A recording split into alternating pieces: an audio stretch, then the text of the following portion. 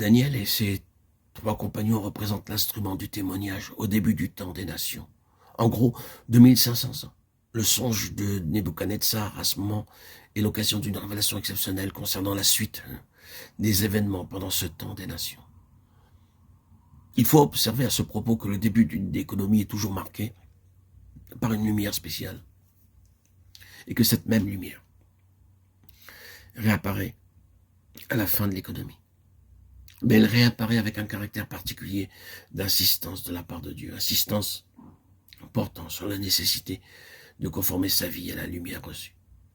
De même, les conditions générales qui prévalent au début d'une économie se remarquent également à la fin de cette économie. Ainsi, au début du temps des nations, nous voyons Joachim, roi de Juda, mais déjà tributaire de Nebuchadnezzar, tailladé avec un canif et jeté au feu la parole de Dieu. Jérémie 36, 23.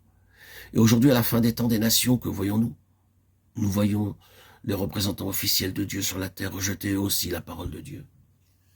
Le livre de Daniel met en évidence plusieurs réalités très caractéristiques du temps des nations, en particulier les suivantes. Le gouvernement du monde du côté humain est entre les mains des nations et de leurs chefs. La souveraineté du royaume des cieux se manifeste de temps à autre avec une parfaite évidence. Ces interventions sont toutes en rapport immédiat ou lointain avec une personne appelée ici fils de l'homme. Il faut voir la personne pour avoir la clé du livre.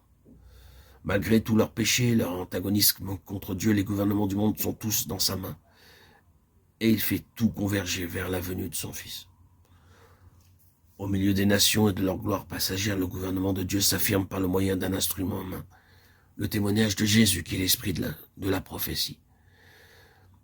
Cet instrument est l'objet d'une activité intense, tant de la part du ciel que de la part de l'enfer. Moralement, c'est lui qui règne.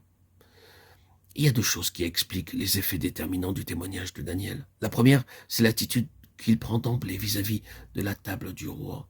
Daniel 1,8. Daniel résolut de ne pas se souiller. Non pas que ce vin ou ces mets eussent quoi que ce soit de mauvais en eux-mêmes. Ce qui les rendait tels, c'était les libations, les sacrifices cérémoniels qui les relient au culte des faux dieux, c'est-à-dire à une religion dont Satan a toujours été l'animateur. Les vases et les coupes de la maison de Dieu ont été profanés. Daniel 1,2. Et Daniel se refuse à faire le moindre compromis avec un système spirituel qui de tout temps s'est dressé contre Dieu. Ainsi, le témoignage de Jésus représente une position prise contre un certain ordre de choses. Aucune vie ne peut être féconde spirituellement, aucune existence ne peut faire progresser le témoignage de Jésus ou hâter la consommation du dessein de Dieu si elle n'occupe pas une position de séparation absolue vis-à-vis de cet ordre de choses. Un seul contact douteux et toute la puissance du Dieu des cieux par cet instrument est mise en échec. Si nous conservons un lien quelconque avec le monde, si nous n'obéissons pas explicitement quand Dieu met son doigt sur quelque chose qui lui déplaît dans notre vie, nous jetons un pont entre le royaume de la lumière et le royaume des ténèbres. Et l'ennemi ne manquera pas de le franchir.